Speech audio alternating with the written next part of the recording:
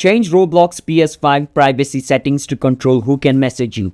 So get your mobile phone ready and open your mobile phone's camera. All right, just do that real quick. Once you do it, on the left corner, you want to click on the option called More. And inside More, you will see settings. You want to click on it. Now inside of settings, you will see this QR code. Scan the QR code. It'll take you to a website where it'll ask you to log in into your Roblox account. Now whichever Roblox account you currently have on your PS5, log in into that. Once you log in, it'll take you to the settings page. Now from inside setting page, you can go inside the privacy setting and change it. And if you don't know how to do it, you can watch YouTube video. It's uploaded on our channel as well, and how you guys can change the privacy settings of Roblox on mobile. Watch that and do it, because in PS5 you cannot do anything rather than just play games. Now since your account is pretty much the same, like it's synced on your mobile on PS5, so whatever changes you do from mobile, it'll be applied on your PS5 account as well. So that's the workaround way right now currently working. So that's how you guys can do it. Subscribe to our channel for more videos like this.